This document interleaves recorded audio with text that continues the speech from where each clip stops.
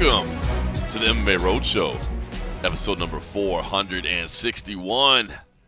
My name is John Morgan, and Cold Coffee is with me here on this beautiful January afternoon. I am coming to you from Miami, Florida, where we just wrapped up the PFL Bellator press conference. We'll talk about all that in just a moment. Meanwhile, Cold Coffee is back home in Las Vegas at the Casa de Cold Coffee, where Cold Coffee, let me just say, thank you for fitting me in between this gym installation upgrade. You got like contractors coming by, equipment being switched out. You know, The Rock was calling me. He was trying to give me advice. He's like, bro, this is the way I went. He's like, if I'm coming to Vegas, I want to make sure you got the right specs for the gym. And I was like, all right, thanks, Dwayne. I appreciate you, bro. Yeah. Dude, it's become a bit of a obsession, but it's a good obsession. That's a good obsession, though. It hasn't got to the point where it's like, I haven't like stopped work, like I can't do my job because I'm in the gym getting swole. It hasn't affected my life. It's been a constructive use of downtime, if anything else. It is funny. It's going to suck when I finally move from this place because I'm getting more and more shit, and it happens to be heavy shit. But it'll be interesting. But yeah, so today's edition that I haven't put together yet, I'm gonna call up Hot Tea because he lives 5 minutes down the street, and be like, hey, come over and help me install the new squat rack that we just got today. Bro, it's funny because, well, first of all, it is becoming an obsession for you because like a week ago, you're like, I'm thinking about getting this squat rack, but I don't know if I really want to commit the resources to it right now. Obviously it is an expenditure, and I'm working on some other things. And then, I talked to you this week, and you're like, oh, hold on, just so you know, man, the FedEx driver is going to be here at some point because I bought the squat rack. So it is becoming an obsession. There's no question about it. But as you said, it's a healthy obsession to have, right? I mean, if investing in yourself and investing in bettering yourself is what you're going to be addicted to, that's a good thing. But I will say, I don't know. I guess when you said squat rack, I don't know. I thought there was like a home version of it that I haven't seen before or whatever, because you're talking about bringing, again, as you said, more gear into your garage, and you're already like pretty full in there. And then you showed. I had to take. I was going to say, you showed me the link of what you did. Bike. I had to take the exercise bike out to put it into the living room. Yeah, the short answer is there is no home version of the professional squat rack. Like, you've got the thing that you see in the big gyms. I mean, a huge frame around it, all the pegs and little levers, and man, it's real deal. It's gonna be. It's not as crazy as we're making it sound. It's like some of the ones at the gym are very, very, very big, but this one, it's decent. It's decent because part of it, like I wanted to be able to. The big thing I wanted to do pull-ups, right? And so even at pull-ups, if you try to get one that's too chintzy, I'm upwards of. Well, I'll just say it. I'm like 200. I think 80 between.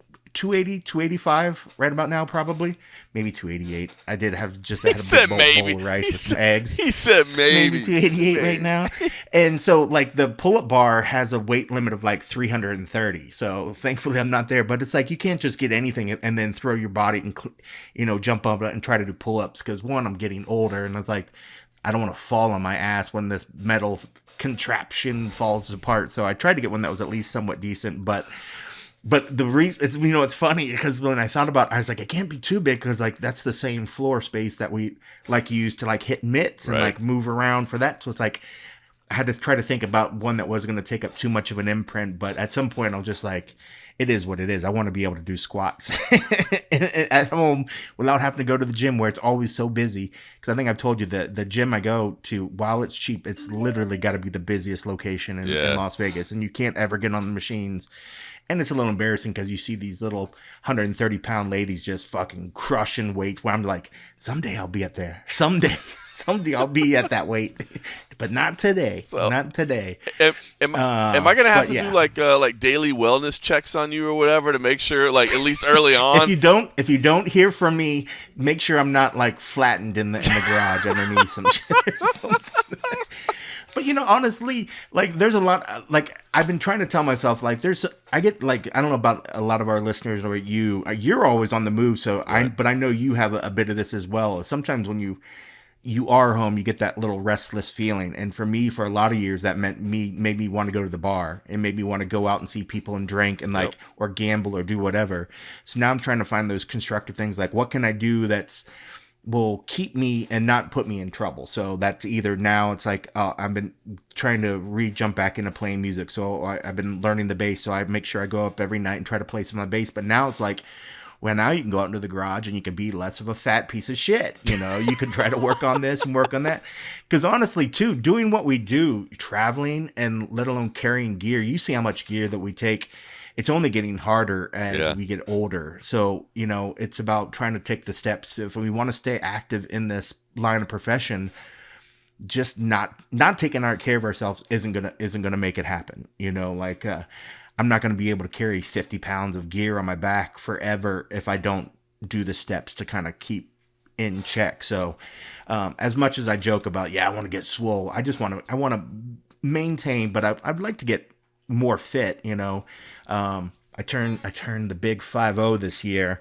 So I'm hoping that might be the reveal to see what this past year of like effort has. And I'm hoping it's a decent one. And if not, it'll be decent for me because I know I'm putting in the time and I know I'm putting the effort.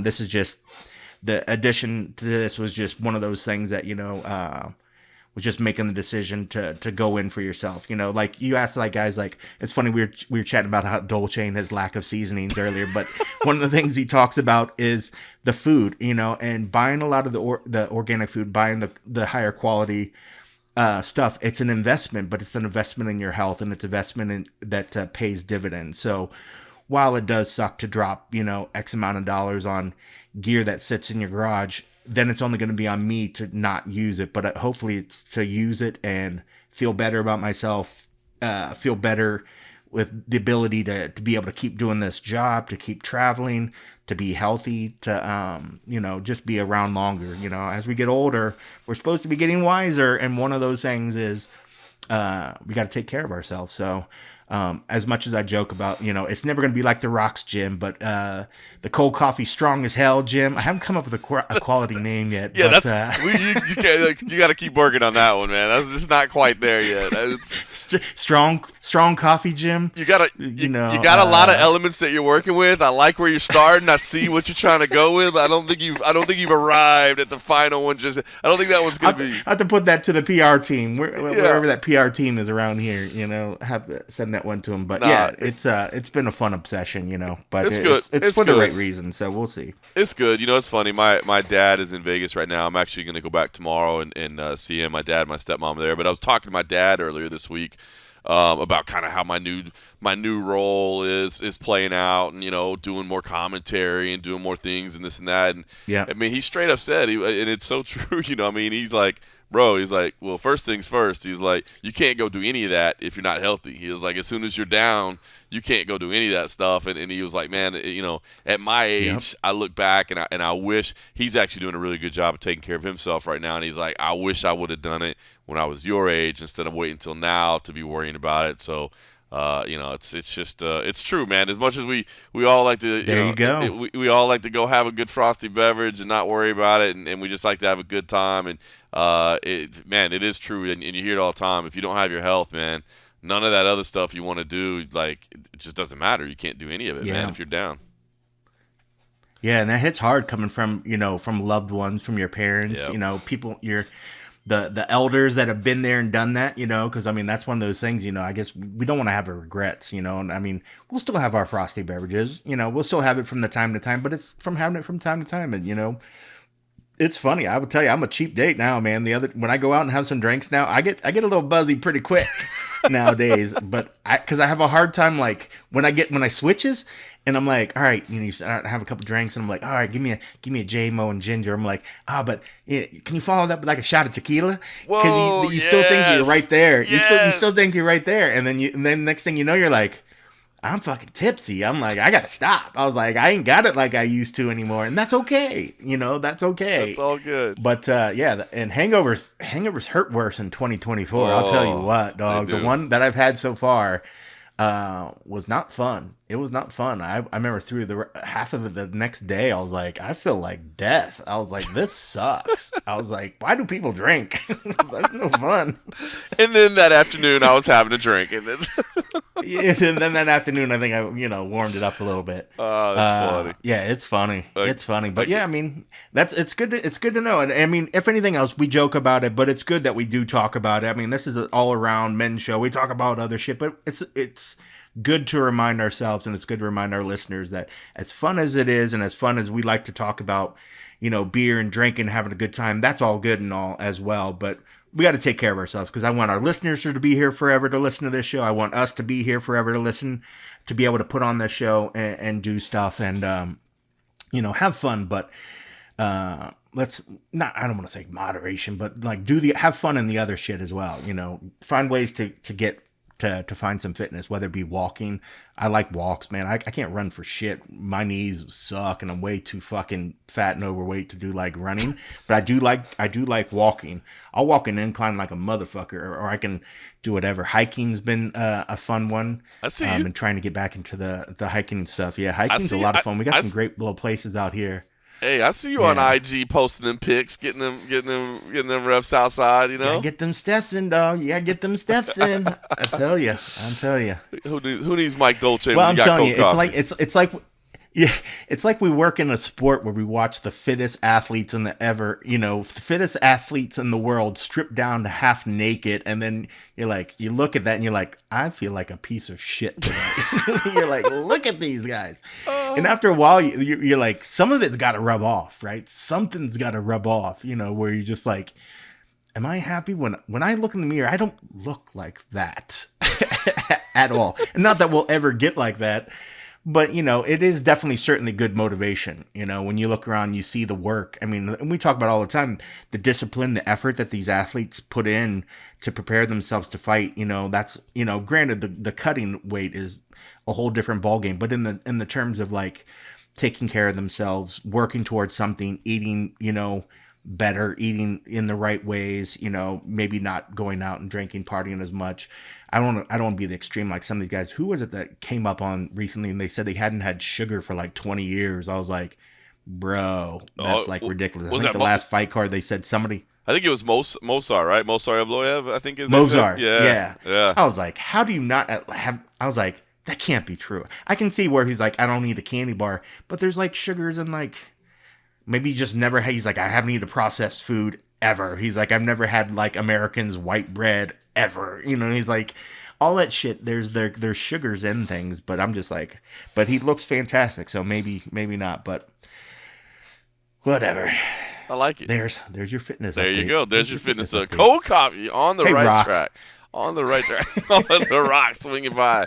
All right, listen, you mentioned Mozart Evloev, his win at UFC 297. I did want to talk to you. I haven't got a chance to talk to you since Dricus du Plessis was crowned UFC middleweight champion at UFC 297, outpointing Sean Strickland via split decision. I want to get your take because I'll be honest, I talked about it on the and a half episode, and I felt pretty confident that it was 3-2, Dricus du Plessis. I had rounds 2, 3, and 4 for Dricus du Plessis. I had 1 and 5 for Sean Strickland. I will say that I actually thought 2 was the round that I thought might swing the other way. It ended up being round 3 that was the one that made it a split decision for Sean Strickland. But I felt pretty good with the decision that night, but I feel like now, a handful of days later, there seems to be this big public sentiment that Sean Strickland was robbed and that this was bad. And I think, maybe that has to do with his growing popularity. And it was a close competitive fight. I wouldn't say that it wasn't a competitive fight. I wouldn't hate had it gone the other way. Like, I didn't feel 100% confident it was du Plessis when the fight was over, but I feel like a lot of people are starting to say now, like, no, this was wrong, and we need to see a rematch right away because the right result was not issued. And I don't know, I didn't see it that way, so I'm just curious kind of how you saw it on fight night and if a couple of days of reflection is changed anything from your perspective. I actually had it towards Strickland. I thought I had it going 2-2 going into that last round, and I thought Sean did more in the fifth round. Even you scored it. Yep. I didn't really give so much credit to the takedowns because I didn't think there was anything ever done with the takedowns. That's so a fair point. while they were takedowns, I thought that the jab was doing more damage. So I thought Sean did more damage. It wasn't like the Dominic Cruz. If you have a cut, sort of like, and you show blood, the fight might as well just be scrapped at that point, kind of damage. But I thought he did more damage in number 2, and I thought that he was out. I thought he was just outstriking that. And while Dirkus was doing some of the leg shots and other stuff, and I think he did get that takedown, I just didn't give those takedowns any credit because he spent a whole maybe 10 seconds and nothing ever actually took place. So I didn't really give them credit, but I could see where they maybe swung that other way. But I gave Sean 1, 2, and 5. But I wasn't in an uproar. It was so close, and Sean probably should have pushed it a little bit more in, maybe the fourth round. It just seemed like he was still sort of back into his head. And I think you could see where Nixick was trying to sort of pull him out of that and really sort of get him to push the pace more. And maybe that wouldn't have been as big a deal, but Drickus did a great job with those leg kicks and chopping away, presenting that as a threat that Sean didn't push forward like he was, say, versus Izzy or something. And, I can see where, Sean kept talking about the headbutt, and I know some people are like, oh, there was no headbutt. It was an elbow, or it was a throw. It definitely looks like when he put out that one clip, it definitely looks like that cut came before the elbow. Or was it? I think it was the elbow when they did look like he did catch a hit, a headbutt. So I can see where some people are like, okay, that obviously, if that affected any sort of score and everything like that, if it wasn't registered as a headbutt, that if the ref missed it, if people missed it, that could have affected the scoring as well. The judges should have been made aware, hey, this came via a headbutt, not actually via an elbow, and that might have adjusted the way that the scoring would have went for that round. Yeah, very true. But I wasn't upset about it, but I'm also not clamoring. I don't need to have it right now. Yeah. I like Strickland a lot. I like, he's crazy and he's funny and he's wacky and he's definitely good for setting up some views. But, if you ask me if I'd rather see Strickland fight Duplessis in a rematch or see Strickland, fight Izzy or one of the other ones, I'd rather see the Izzy fight because that's just legit heat or whatever. I'm just, Sean, it was his very first defense. It's not like we need to give immediate rematches to everybody if it's not warranted. And I just don't think an immediate rematch is warranted in this case. While it was close and things of that sort, it went the way it did. But I didn't feel like it was at a point where it was like, oh my God, that was a travesty. I can't believe the decision that went that way. And we need to right this by giving them an immediate, rematch. Yeah. But, even hearing Dana come out, because I thought I was kind of in the minority. I think in terms of the junkie staff, I am in the minority. I don't know if anybody else, I thought Strickland got it. Maybe one other did. Most were in the boat that DDP did enough. So when Dana came out and was like, I had his for Strickland, I was like, thank God. I was like, I thought I'm just crazy here. Because I don't go jump into the Twitterverse to be like, I need people to validate my thought. I was like, I think Strickland do it. So I didn't really read much of a big uproar. I was glad to actually see one other person that was like, yeah, I thought Strickland did. I was like, this guy, all he does is watches fights. Right. So I was like, if Dana thinks, it's not like Dana's gonna be like, man, I really need Strickland as my champ, so I'm gonna go out there and say that I think Strickland won. Good point. If anything else, the UFC might have been like, thank goodness, enough of the craziness right now. We don't have to worry about what's being said at every media day. Not that they care. But that's a whole other discussion, when it came up in this week's Spinning Back, like we talked about, what a difference 10 years or whatever from when the athlete code of conduct came out to now. And we revisited some of the punishments and things happened. Like Miguel Torres got released after the whole rape van joke. Right. There are some other instances that came up. The names are escaping me, but that one always stuck with me because I loved Miguel Torres. He was one of my favorite. I loved just from what was it, WC days and other shit. I used to love hearing his name get called. And then when he was in the UFC, I was like, yeah. And you knew he was just bringing violence. And it wasn't like he was calling chicks should get raped in a van. It was just like a side joke about these rape vans or whatever. And they're like, how dare you? And it, you know, and it like, was, if you remember, done. and it wasn't even something. It was a quote from a show, I believe. Is like, it wasn't even like he just made it up. It was like, I mean, again, it was, not in the best of taste. Obviously, rape jokes aren't exactly just great hilarity. But it wasn't even like something original. Don't bring these up at the work dinner party. Yeah, right. Exactly. Like, oh, he had a whole 20-minute bit on it. It was phenomenal. Like, no, yeah, it's not really a great subject to broach. But I will say, but it was, it wasn't even, again, like an original quote or something. He was just quoting something that was already out there from like a TV show, if I recall correctly. Yeah. So it's just crazy to think. So I mean, like, maybe there's a part of it where the UFC is like, whoo. We had a little bit of time, and Sean wasn't angry about it. He wasn't in uproar about it. And I'm a big proponent of, like, if the fighter's not, granted, he just took some massive shots, so it's not like he's going to be the best defender himself. But after the fact, he's been saying, here's this, and then, like, all right, I'm done. That's my last post or whatever. I've said my little bit. But if he's not, in the cage screaming like this was ridiculous, yada yada yada. I mean, who am I to be like, oh, it needs to be an immediate rematch? I think he's made his peace with it. And honestly, Sean, he's always said, like, it's not just about, like, this belt. I just want the money. I just want to compete and make money. Whether I'm the champ or not, like, book me for fights. I'm going to get in there. I'm going to talk my shit. I'm going to do my thing. And I'm good with it. Yeah. Like, I think if anything else, he's probably got a lot less shit on his shoulders that he has to worry about. I'm sure he would have been happy with the paycheck and if there are points and all that other kind of good stuff. But financially, I'm sure he's probably got a better contract now, regardless of where he was at, whether he has points or not, from where he was at before he had the belt.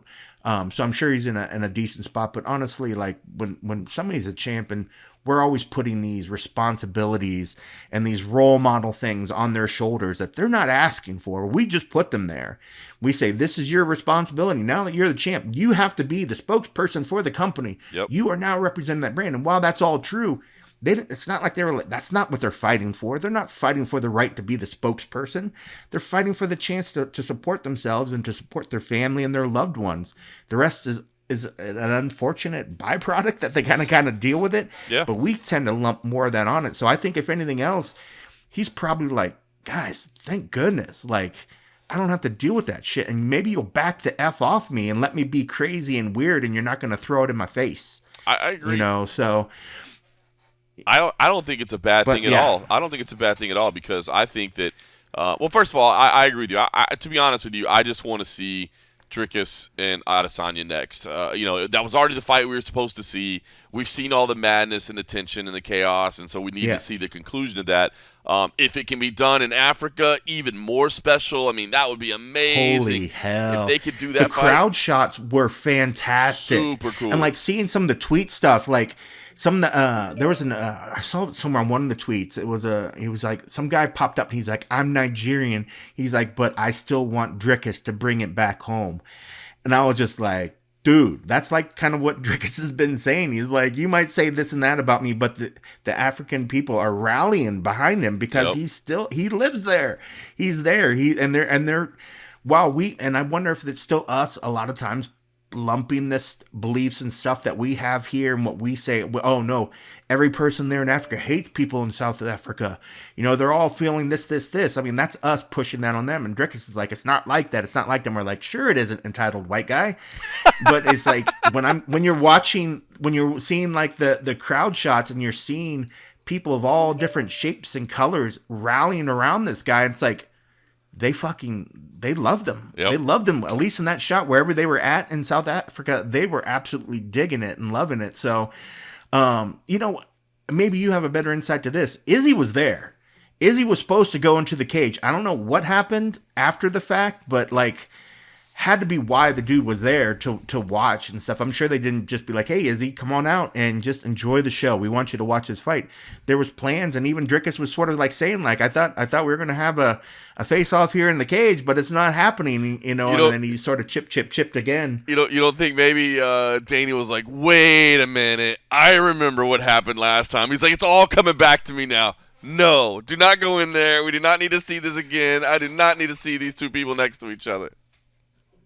Well, but they have 50,000 security guys around, and it would have been like the greatest. I mean, they reused it for the promos immediately after the fact, and like even in the lead up to the show. So it's like, let's just make sure we have extra security in there, and maybe not a microphone. At that point, probably wouldn't have went that bad because. And Drickus was a lot more beat up in this particular instance, so he might not have been like as brash as he was the last time. But I don't know. I mean, there's a part where I'm kind of cool with it because there are times where I feel like the person coming to the cage always sort of steals the shine from that particular moment and takes away what just happened. Yes. So we just had a champ lose. And last thing you want is now just like, okay, thanks, Sean. Just go sit over in the corner and wait to walk out until we finish doing this little spectacle over here, you know? So I guess I'm kind of glad that didn't happen. But it would have been totally cool to see, you know, and especially, I mean, I think all of us, or at least I was like, man, when I heard that Izzy was there, I was like, it's going to happen and it's going to be epic and it's going to be cool. And then we'll have it for the next fight, you know? Maybe that's just them still sort of like not wanting to tie themselves down into that fight. You know, maybe if Izzy doesn't, maybe if they're thinking that Izzy is going to become a little iffy still, you know, at this whole point, you know, he said he wanted to step away and now he's like, he wants to come back, but it's like, well, if we bring him in there and we start pushing this up and then he gets all flaky again, then what do we do? Now we got to hype somebody else up, you know? Yeah. So, who knows? But I mean, that fight, it's going to be fire. And I mean, like, wow, like, I was really, I don't know, man, like watching Sean fight Izzy was so different than watching him fight Drickus. Oh yeah. That I'm so into what this Drickus and Izzy fight is going to look like. And I just almost feel like Drickus is just going to feel like he can walk straight forward and straight through Izzy because of what Sean was able to do. And then probably what Drickus feels that he did versus Sean and being able to shut that down. Those leg kicks from Drickus were, or to the body, kept popping up to his head. That's just Sean walking through that shit. That shit was nasty, dude. Drickus is, and they were so quick. They weren't telegraphed in any way.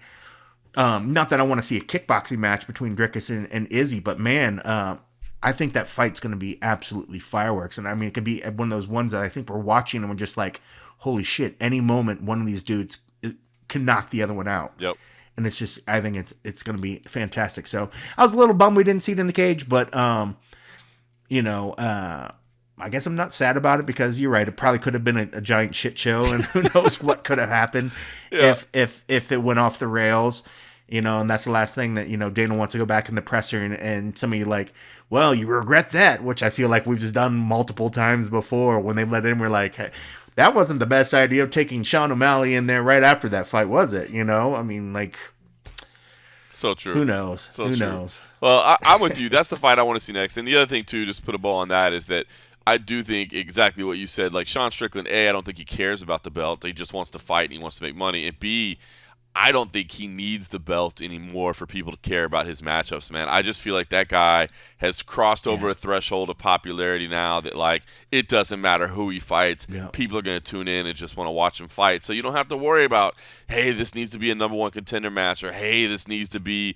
a rematch for the belt. Like, I just think you can do whatever you want with them, and people are going to tune in, man. I think he has truly become a superstar. Now, it's funny because you talked about the scoring of that fight and feeling crazy. I want to ask you about some news that popped up. The surprise addition to UFC 300 with Kayla Harrison. The night before we're supposed to have this PFL Bellator press conference, Dana White comes out and announces that they have taken one of the PFL stars, and Kayla Harrison is going to face Holly Holm. Now, I'm excited. I've wanted to see Kayla Harrison in the UFC for a long time. I'm bummed that it's very clear we're not going to get the Kayla Harrison-Chris Cyborg fight that I definitely wanted to see, although I was one that said I think Larissa Pacheco should be first because you should go champ versus champ, but I still wanted to see Kayla and Cyborg at some point, and we're just clearly not going to see that. I know Cyborg has come out and said she'd be happy to fight on UFC 300, you know, like other than this whole contract thing I got here, I'd love to be on 300. So anyway, we're probably not going to see that, but Listen, I have the utmost respect for Holly Holm, who she is as a person, who she is as an athlete, and what she's accomplished Yep. in her career, both in mixed martial arts and boxing. But me personally, I felt like when I heard this announcement, like, oh, that's awesome. And holy hell, that's a tough stylistic matchup for Holly Holm. Props to her for being Yeah. willing to take it because that's who she is. She doesn't turn down anybody she fights. But a couple of things happened. One, we have a little internal CFFC group chat that we talk about fights and things that are going on. And one of the first, and I'll leave who said it out there for anonymous, but immediately chimed in and said, Holly is going to destroy her. And I was like, what? And then today, I was at Interesting. today, bro. Today I was at this PFL and Bellator press conference.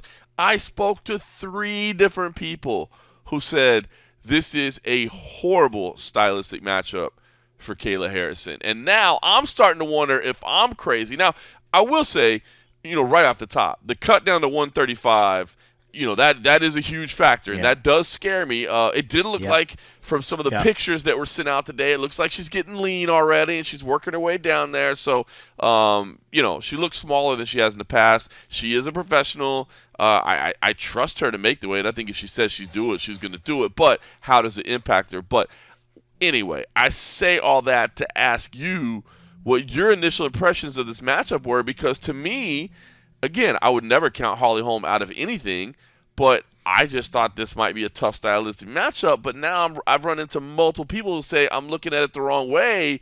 It's Kayla who is going to have trouble tracking her down, is not the level of striker that Holly Holm is, and is going to struggle mightily in that department. And when you add in the cut to 135 as well, that this is a fight that Holly Holm should win handily. Handley's that's a tough one. I mean, granted, we're looking at like 3 months out for the weight cut. So I mean, while that is a tough cut to get down to that point, that is a lot of weight to cut. But like you said, she's an absolute pro. I mean, like I have no doubt that she's going to get down there. And I mean, and it's 136, so granted, it didn't ever look like she was struggling to get down to like the lightweight or whatever. I mean, it looked like she probably had an easy time to get down to that weight, But I think,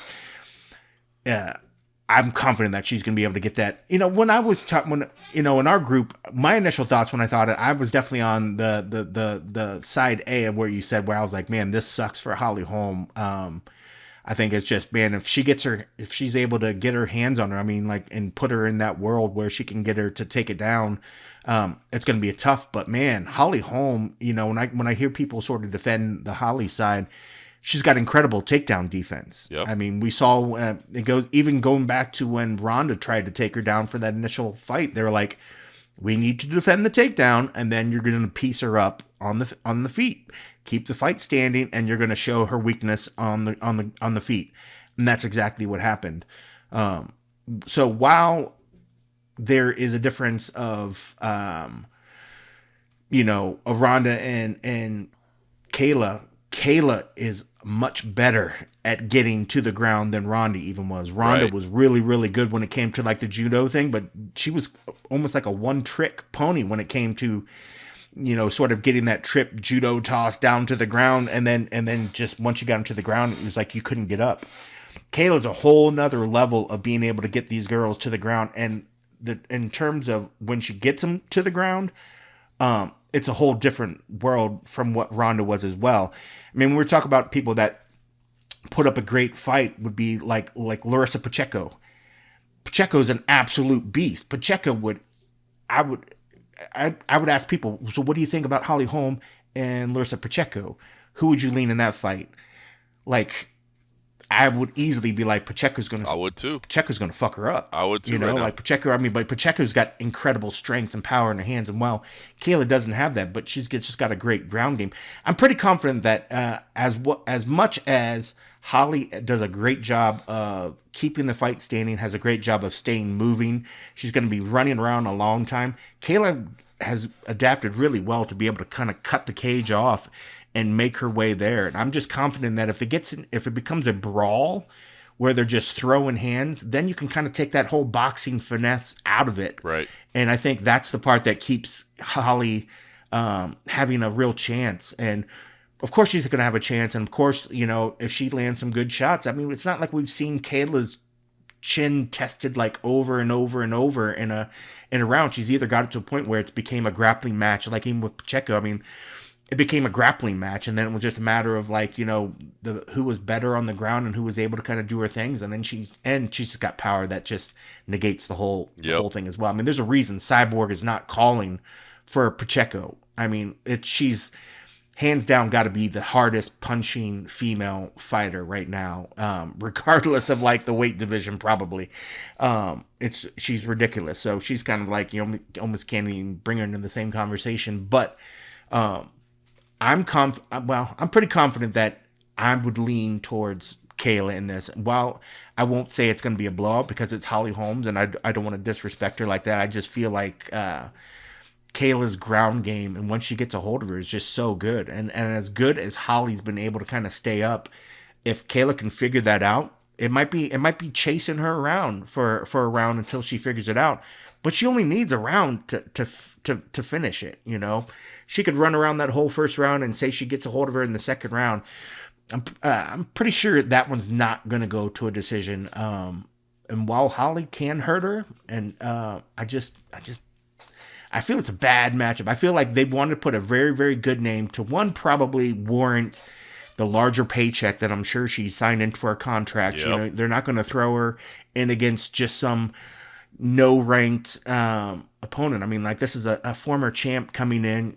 And besides the fact that she's a former Olympic champ, I mean, she's an absolute stud and a beast, and she would destroy the mediocre level of UFC fighters, which even the mediocre UFC fighters are hell of a fighters against other organizations. Like, Kayla's just another level. So who knows? Maybe Holly surprised us, and maybe we're giving Kayla too much credit to be able to stay standing. And the thing with Kayla, she just, for me, she doesn't get she's not drawn into a slugfest just to prove that she's a striker or that she has striking skills. A lot of people feel like, okay, hey, that punch didn't hurt. Let's make it. Fuck it.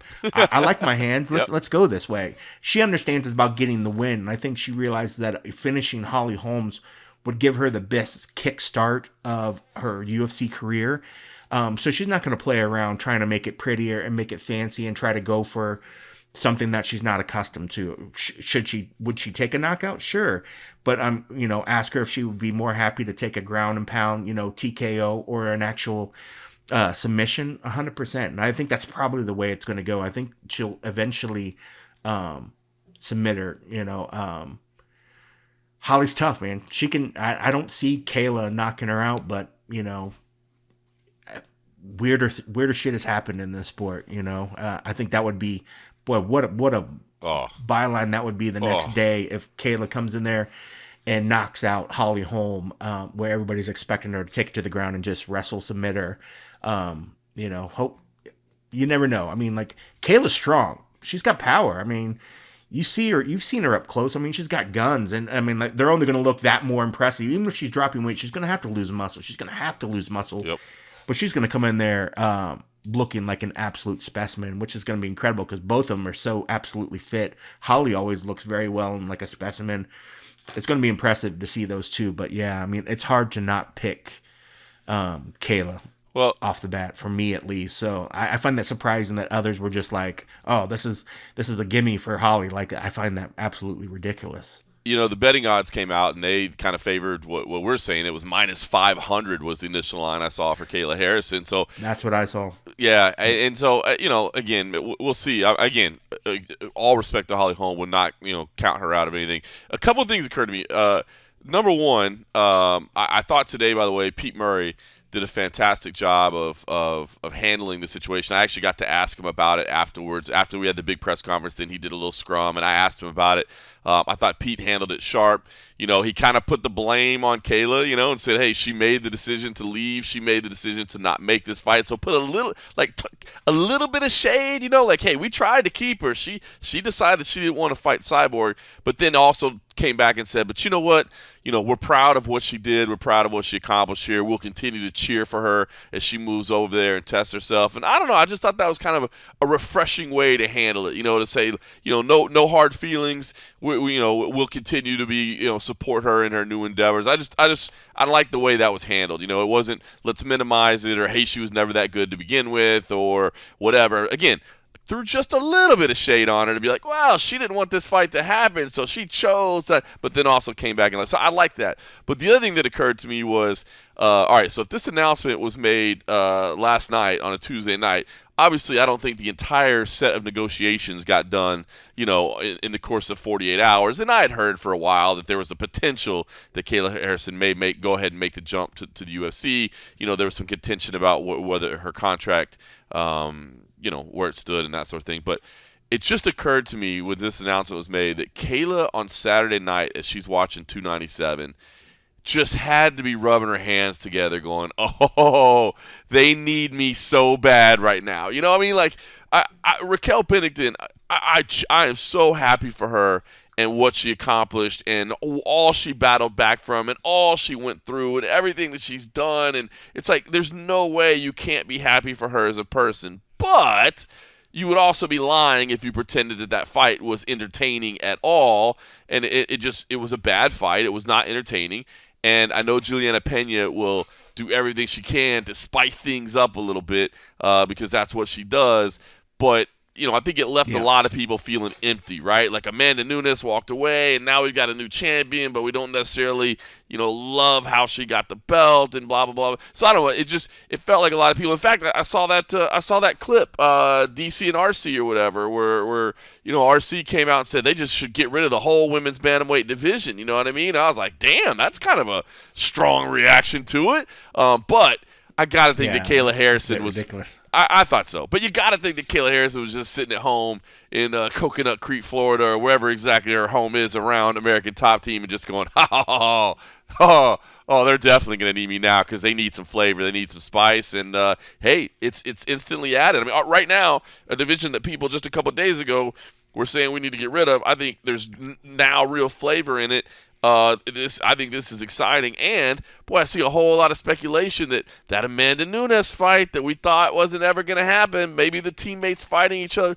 I still stand torn on that because I know how uncomfortable that was for both of them.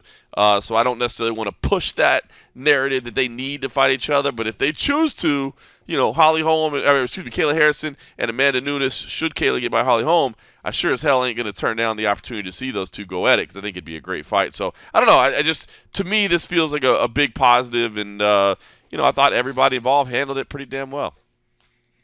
Yeah, I mean, certainly I could definitely see where her move and desire to go to the 35, knowing that division sort of wide open. It's tough with the Nunes thing because it's like you think that pretty much the UFC has put to bed the 145 division at this point. It's like. And Amanda's not like Amanda's going to want to come back at any other weight besides 45, unless they just did like some random one-off. It's like not like she's going to go down to 35. So it's like she would want the 45. And it's like, okay, well, I can see where Kayla's like, hell yes. If I'm cutting for 35, I'll go back up to 45. That's closer to what she wanted to get anyways. But that fight, sure. I think that fight would be cool, but there's just the desire of like, as much as I like seeing Amanda fight, it's like, okay, you're going to come back for one fight and then you're going to walk back away again. It's almost just like, might as well just sort of stay away at this point. I agree. As much as I do like seeing her, I'm like, unless you want to come back, but if you're going to stick around, but to do it at a 45 where they're almost now, like I said, putting it to bed, it's like, just be done with it. Just be done with her 45. If she's never going to want to go down to 35, that's absolutely ridiculous. Let Kayla just focus on 35 because it's already going to be hard enough. She has to make a crazy life change to be able to do the 35, especially if she's going to try to do it over and over and over.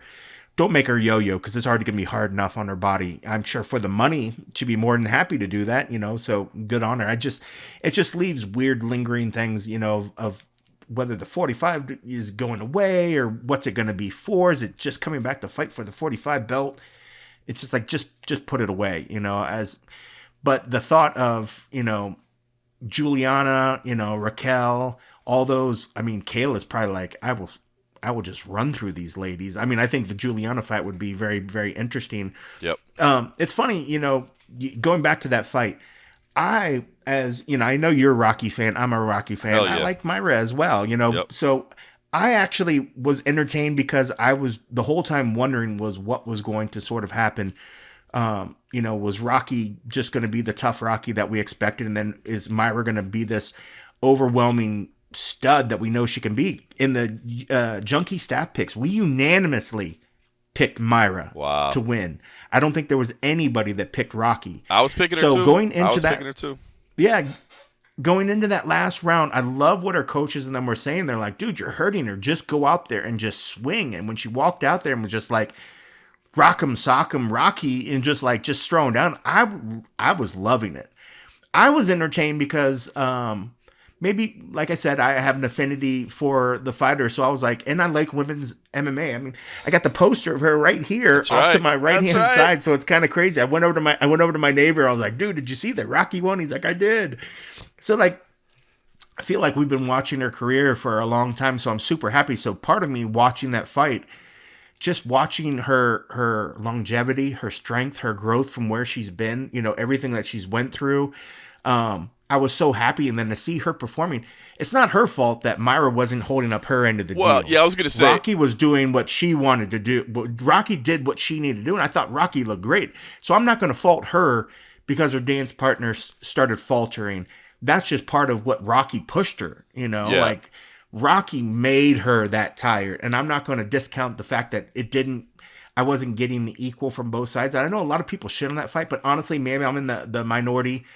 I enjoyed it because I realized that there was the possibility. Even as the fight got on, I was like, wow, she's tiring. I was like, Rocky might get a finish. This might happen. So there were moments in the fight that I was entertained by the possibilities, even though it wasn't becoming this other things. It was just, I liked it. And then when I heard people shitting on it, I was like, maybe I'm weird. I was like, I thought it was an okay fight. And I'm not saying it was like a great fight, but I was entertained by it, know. You said maybe it's because of the players involved and stuff. So who knows? You got a couple things in there that really make sense. I will say this, because early on, especially, I was entertained by it. Part of it was because I was like, what are you doing? Like, why are you going into the clinch? Like, what is going, like, what?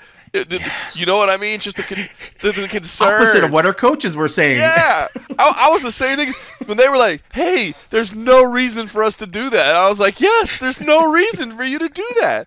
So I was the same. So I was entertained by early on. But I think you do bring up a good point.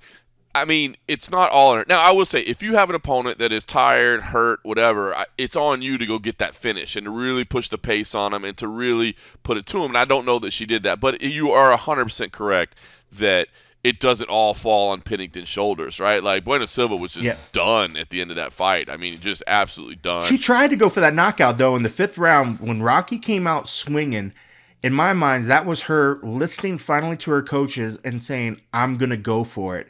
And then it was just Myra being tough, and I'm sure Rocky was a little bit tough, too. It was a pretty grinding match, up to that point. So, in my mind, I agree with you that she should have been able to find a way to get that finish, but it was by no means anything like what we've seen from some of these contenders fights where Dana's like, nobody in there seemed to wanted to fight like they were trying to get a contract. They weren't trying to go for it. Rocky was trying to finish. She just wasn't capable at the end. When she went out there and went forward and was swinging, I was like, I'm getting goosebumps thinking about it because I remember the whole, just like you, I was like, why is she not listening to her coaches? And then she finally started listening to her coaches and was throwing, and she started hurting her. And I was like, oh my goodness, she might actually get it. And she just didn't. But I mean, she certainly, in my mind, she tried. She just wasn't able to get it, So I definitely don't feel like there was any point in there, like at the end, that Rocky was like, I'm not giving everything that I have in me currently to finish this fight. Yeah. I felt like watching it that I was like, she's trying to get it. So I'm going to give her credit that while she didn't get the finish, she was trying. But I felt like listening to other people, it felt like there were just two people out there fighting to not lose. And that was maybe more on Myra's side because I felt like Raquel was definitely trying to get it. And how cool was that at the very end? I mean, it was just seeing her get it and then seeing Tisha come in there and see her daughter come in there. That was awesome. It was cool. I mean, like it was a good moment. I mean, It was fun. It was fun. So yeah, So I enjoyed it. I all right, enjoyed it. So I guess I'm in the minority. let's say if Kayla wins against Holly, especially if it's emphatic or entertaining, she's gonna jump the line, right? I mean, or do you think Juliana Pena still gets the shot and you find another Yeah, it's fight? got to be Pena. Gotta be Pena, and Gotta you be find Pena something first. else for Kayla. Got to be Pena. Well, I mean, plus two. I mean, like, depending on how long the Holm fight. I mean, like that fight isn't even going to happen until UFC 300. So that's April. That's April. So there's time for maybe we'll get that Pena fight in there, and then give another 4 months. Yeah, 3 to 4 months again. So maybe end of the April, May, June, July, August. Yeah. Fourth quarter, fourth quarter. There's a possibility, but I definitely think it's got to be Pena next. I mean, the heat's already there. I mean, like, she's already doing everything she needs to do to sell it, and Rocky wants it. Rocky was asking for it, and Dana and them have always said, if the champ wants it, we want to make it happen. And you have a former champ calling out the current champ calling the former champ. Why not? Even though Kayla was a former champ of another organization, you want to pay for those big bucks. Let Kayla fight Holm, recover, rest a little bit, sit on the sideline. She was just active so crazy in the PFL. Like, I think she's fine taking 2 fights in a year. I don't think she's asking for 3, 4. I don't think she wants to fight a bazillion years more, but I also don't think she needs to have a bazillion fights in a year. I think she's got her contract worked out pretty well, that if she's fighting 2 or 3 times a year, she's going to be absolutely through the roof happy. I'm thinking 2 times a year is probably good for her. And so let the Pena fight happen. Let them sort of get the heat after that. Whoever's got that belt, because if Pena gets the belt, she's going to be chirping for Kayla. Oh yeah. Kayla wins this one, she's going to be chirping for whoever the champ is. She's the kind that she's going to say the division has had women working to get to the top. Let the division work itself out. But she can't deny if the UFC says, well, sorry, that means Kayla's jumping the line. Pena's smart enough to know that I can make some big bucks. Like, nobody's ever going to hold this belt forever. Might as well get those big bucks when you can. And then the belt, it does change hands. I don't think Pena's like seeing these moments of grandeur where she's like, I'm going to be the biggest champ and reign forever and ever. I think that's a good thought, but she probably had that thought until she lost the belt again. And then I think the reality comes in and says, okay, let's get the fights that make sense. Let's get as much money as we can and do whatever. But that would be, if I had the pecking order, I would say Pena and then Kayla Harrison after that one for sure. I was going to say, and I'd have no problem that Kayla jumps to the line. It's a former champ, and she's an absolute beast. She's a stud, and she moves the needle. Yep. Ultimately, she moves the needle. It'd be fun to watch. 2-time Olympic gold medalist. That goes a long way. It's funny. The other variable in there is that Dana and Mick are smart enough to know that if they don't give Pena the title shot next, their lives are going to be living hell because she's going to harass them nonstop. So they're probably like, bro, I can't take it, man. Like, I can't. She'll be texting me. It's all right. I'm sure it's already started. But you know what? I'm sure it's been going nonstop. You know what though? I like. It's so funny. I like what you're saying though, and I think that's the right approach, right? Because the knee jerk reaction would be like, well, if Kayla beats Holly, we got to go right away. But you don't really. And look, if you went Kayla Raquel, I mean, Raquel's not a big trash talker by any stretch. Obviously, she's that's going to be the most respectful build up ever. And Kayla doesn't mind, going a little tit for tat, but she's not like a big trash talker. And I think against Raquel Pennington, who's like one of the most respectful, humble human beings you'll ever meet, I think Kayla would have a hard time trying to go toe-to-toe with her. But if for some reason Juliana Pena is able to get this belt, Juliana and Kayla going back and forth would be insane. And then if you want to go crazy, if we're pulling out the WWE script, if we're at the TKO table, then if Cyborg, then if she wins, I was gonna say no. First, yeah, exactly. First, Nunes comes back at 145, and Kayla becomes double champ. Kayla becomes double champ by beating Amanda Nunes, and then she says, "Man, that was hard. I didn't want to have to beat my teammate, but I did. But now, Cyborg, where are you at? You know what I mean? Let's come do it here." And then you bring in Cyborg, and oh my God, I mean, I need Vince and The Rock to sign off on that right now, because I think that's the way. Kayla becomes the double champ. She faces Cyborg. I mean, it just changes history all in the course of like 2 years. Well, I mean, like it took a Ronda Rousey to get the women's bantamweight coming in there. I mean, maybe Kayla's the one to get the women's lightweight division made. I mean, like she could be a triple Oh, champ for all we know, ooh. dude. I mean, like Dana and them have always said. I mean, like maybe. I mean, it's not like I know a ton of women that are fighting at that weight that could do it, but I mean, I'm sure there's a lot of women that would love to be able to actually be closer to like a real weight and be able to put on some weight and go in there and throw some hands. But I mean, if they were ever going to open up a division at a higher weight class, she would be the one that they needed to do it. Just like they needed the Ronda to be the catalyst for that other one. I don't see it because I think if people are claiming for divisions, they probably want a sort of an intermediary division in the men's side because I think that a lot of them been asking for 165, different other 175, all these sort of like mid divisions, but it would be interesting. But yeah, I like the way you laid that out though. I mean, like, because having Cyborg come back and then seeing that come in there, that as much as I was just saying like, see you later 45, I could totally see them bringing that 45 back just to maybe give a double champ possibility. But again, say she loses to Amanda, and then Amanda's like, well, this was fun. what Deuces. what was the point of all that? Yeah. What was the point of it all? What was the point of it? Then at that point, it just, then it's whatever. But like you said, it's TKO now. I mean, it's partnered up with the WWE. Like, it's all about these storylines, these quick hit storylines. You never know. But And then after she's a welcome addition.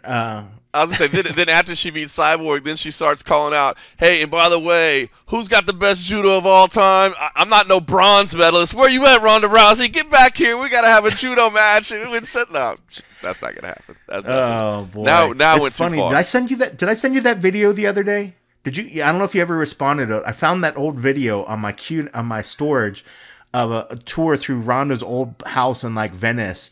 That absolute shithole house. Oh my god! Did you not see that? No, I don't think I saw that. I'll have to. You have to click through. I can't remember if I sent it to you on WhatsApp or if I sent it through Slack. But I don't know. I was trying to figure out what it was, like why we sent somebody there. But I want to say it would have been. Had to be some of the USAT people because it was in the folder. It said like USAT SH only. And I was Yeah, like, it was SH that man. I feel bad because I'm not remembering her name right now. It's like Jane. Oh, Sandy Hooper. Well, was it Sandy Hooper? Okay, I thought it was. SH was probably Sandy Hooper. No. But there was USAT. Yeah.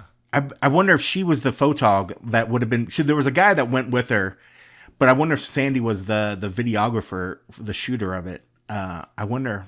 Might have been. Could be the SH only. Who the SH is, but regardless, the house was an absolute hellhole. Back in the old footage of Ronda, there were clips of it. There were clips that make it either in the bed or whatever. It was an absolute shithole. And part of her reason in this video, she even told me, she's like, well, they're tearing the house down, so we just stopped caring at that point. But she did try to say it was like halfway like that way when she moved in there. I mean, this place was an absolute dump. It was so fucking gnarly. But it's funny, I found the footage, and this was like Ronda when she was just starting, I think, with UFC, when like the whole promo hype train was going, man, when she was just becoming larger in life. But she lived in an absolute shithole. It was just funny. It's funny because Ronda's not coming back. Ronda has moved on from this game. Ronda's a farmer now. She is not coming back. She's browsy acres out there. But it's funny that you mentioned that. I know that new MMA fans like probably despise Ronda. They put her down as her, her quality of how good she ever was or whatever. But man, that was a special time to be covering the sport, dude. Her rise to the top was fun. Was incredible. I remember being still like a UFC staffer. Some of the shoots that we would go shoot with her, like when she went diving with the sharks, when we did this like on top of the stratosphere, doing the ride that shot her up in there. We're doing so many fun, like crazy things. I remember we did a bunch of truck interviews and like other little stuff that we do, man. They ran her through the mill of doing all these different events and stuff. She literally put the sport on her back. I mean, yep. I know a lot of people gave Conor credit, but before Conor came, it was Ronda putting that shit on her back and just fucking really just made the masses really become aware of this sport. Like it was such a beautiful violence before, and then they saw Ronda, who was a beautiful and did beautiful violence. It was what you can't take away what she did for the sport by any means. However, it looked towards the end, and how she left sort of just unceremoniously, and left a lot of people just sort of scratching their head like, okay, that's it, but what she did for the sport. So yeah, I mean, like, how incredible would something like a comeback be? But yeah, I think that's not happening. Not happening. We can't. We gotta. Yeah, as much as we like to say, about anything is possible. That one, I'm pretty sure, is not ever gonna happen. I think she's moved on from that, and with good reason. I mean, Yep. she's in a good place right now. She doesn't need to get fucking beat up on anymore. 100%. She paid her dues. She made her money. All right, listen. I won't go into like a deep breakdown of the press conference or anything, but I did want to get your quick thoughts on today's press conference. We'll have a month to break down this card, which is why I'm not going to go heavy into it today. But I will say some of the face-offs were good today. Man, Jesus Pinedo and Patricio Pitbull. Anytime Patricio Pitbull's in somebody's face, is going to be a good face-off. I thought that was very, very spirited. Dude, Thiago Santos and Yoel Romero is just like the weirdest fight ever that I think is going to be awesome. Clay Collard and Sponsored by Ben Gay. Oh, just gonna. I see what you did there. Clay Collard and AJ McKee. I love that fight on paper as well. And then one that was not there today to be faced off that I think is awesome as well is Gabriel Braga versus Aaron Pico. That's going to be banger as well. So I love this fight card, man. I really do love this fight card. I love that they're doing this. This is the way to bring these promotions together. There's one thing, though, that did occur to me today that I'm kind of interested to get your thoughts on this, right? Because I love this card. Like I said, some spirited face-offs. There's some great fights. We'll talk about it at length as it gets closer. But one thing that I think is going to be interesting for promotion-wise is you always like a good rivalry, a good beef, a good little grudge match, whatever, right? But when all these people are in two different promotions, like, they've never crossed paths, so there's not real history. So it makes it a little interesting, right? Like, it's kind of like, well, you're seeing them for the first time. What do you think? So I just wonder if that's going to be like kind of challenging to promote or to create hype or to create buzz because you don't have natural history of like, well, I got to get that one back, or I've never liked this guy because he's always been talking about me or whatever. Like, they've been in other organizations, so I wonder if that's going to be a little bit of a challenge just to get people to buy in. I would think the card quality alone should be enough to get people to want to buy in, and I think there's some good matchups. But I don't know. It did occur to me today. It felt a little. It just, you always want somebody up there chirping at least a little bit, and there just wasn't any of that really today. Yeah, and I think maybe going forward, that rivalry, since it seems like this is going to be an annual thing. I know a lot of us sort of thought like, well, 2024 we'll see a Bellator, right? And it seems like when you listen to Murray today, it's like, okay, no, it sounds like Bellator is going to stick around. Like maybe it won't go away, and if they're going to make this a yearly thing, you're going to need to have Bellator people become Bellator champs, and then have the Bellator champs fight the PFL champs. This one, in terms of like, I didn't need to see so much of like the heat of like, okay, Bader, I want you. What do you know about this Hennifer guy? Right. Besides the fact of, boy, when you talk about face-offs, holy size difference, bro, that was ridiculous. I felt bad for Bader. As soon as I saw that, I was like, oh my God, like, he is a Hulk of a dude. Like, it's scary, bro. I was like, oh my God, I feel bad for Bader. Before the finals, or it was actually the playoffs, it wasn't the finals. It was, I did a press conference with those guys. I hosted like a media call or whatever, and Hennon was sitting in a chair and was still taller than me, dude. Like, that dude is just huge, bro. I was standing up, and he was in a chair, and I looked over. I'm like, how is your head still higher than mine, dude? You're so huge. It's unreal. So, like, those, like, I think what's cool about this one, and which I think, going forward, you saw the Bellator guys sort of when they asked him, like, who's going to win, but you predict how many of PFL guys are going to be Bellator guys. You could sort of see the guys sort of, like, have that pride in the brand. Like, us Bellator guys, we're going to show up. Right. It didn't matter so much like who was in fact on the opposite end. Like, I didn't need to know your particular record. I just know you're not from us. Yeah. It's the WEC versus Strikeforce. It's the whole, like, we're us against you, so I didn't need to see so much like of just initial shit talking about, like, me talking about your initial breakdown. Because just on the terms of, like, knowing which each individual champ is bringing on their own, like, looking at the card, like, it's absolutely, they're studs. I mean, like, watching the guys go. You talked about Pineda and when Patricio got up in each other. That's another big size difference too. Yep. And Jesus is a beast, man. As much as Pitbull is a dog, dude, I'm leaning Jesus on that one because that dude is a beast. He's great, man. And I think if a lot of people probably are going to lean on the side of thinking that Bellator has the potential to do a sweep, I don't know. I don't know about that because, well, one, he's gonna. As I love Bader. Bader's gonna have a bad night that night, just in sheer terms of like the size difference. Like, even if he tries to go for a takedown, Fajed's got pretty good takedown defense, and he's just gonna land on him. Yeah, all he has to do is just jump on him. The dude looks like he's like 500 pounds. It's unreal that they actually are gonna be close in weight. It's just ridiculous. I think that's definitely going to be one that's going to be on the side of PFL. And I think the Jesus is going to be another one in the PFL. Impa's got a tough, tall order. That's a hell of a matchup. I mean, dude he just won the light heavyweight, and he's like, oh, I'm going to go down the middleweight, but he's fighting one of the best middleweights in the world. That's going to be crazy. The Nemkov fight is crazy. We finally got to see the opponent that's going to be there for Clarissa Shields. And I like the things that she's saying.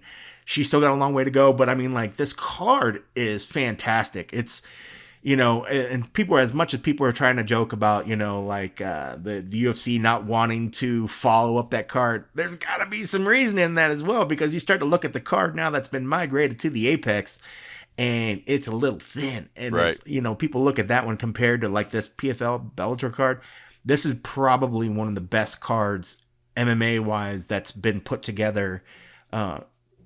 It'll probably be one of the best ones of this year, and it's probably, if you compare it to last year, it might be the best card that even out of last year. Like, this card is absolutely fantastic, top to bottom. If you just put the letters UFC on this card, nobody would complain about it. You know what I mean? Like, the level of talent that's on here. You know what I'm saying? If you were like, hey, this is a UFC event, nobody would be like, this is not a UFC event. Like, dude, this is high level. Yeah. Let me ask you if this is crazy, because I had this thought today too.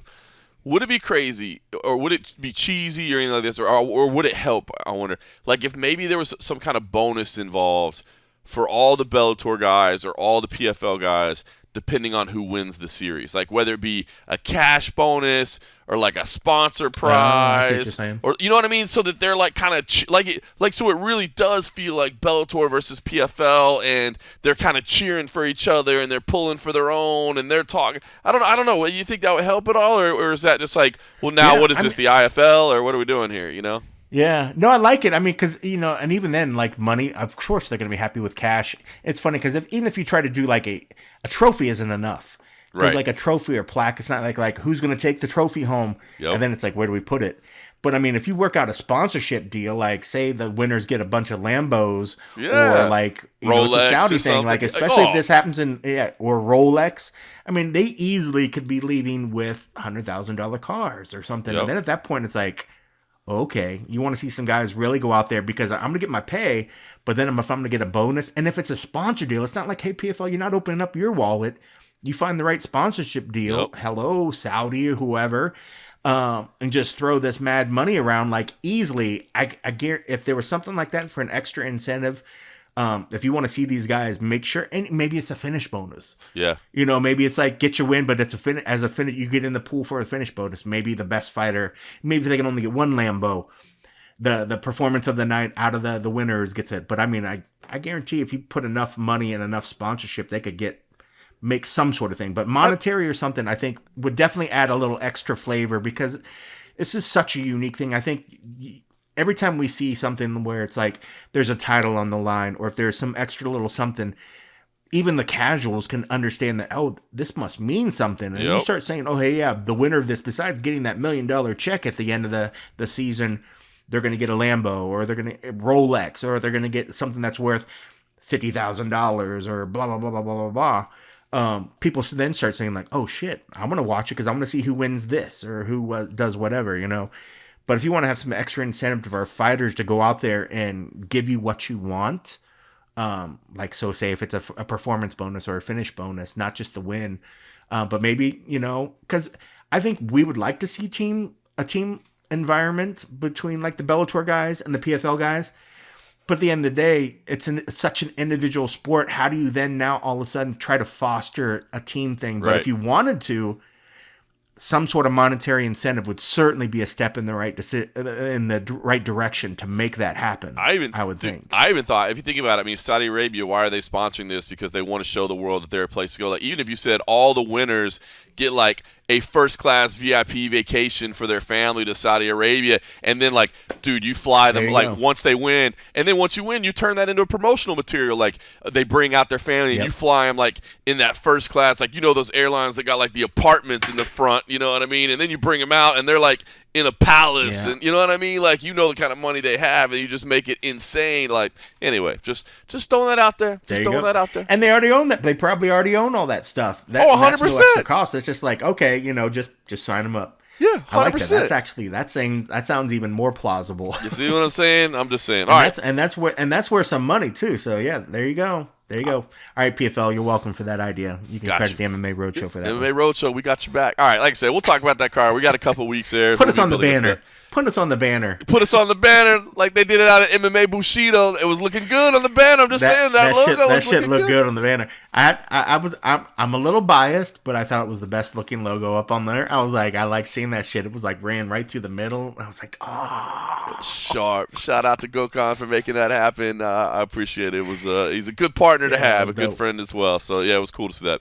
All right, listen. All right, I gotta run. We got some work to do. I know you do as well. So. Yeah, I'll be back in town next week, I think. I don't know. We'll figure it out.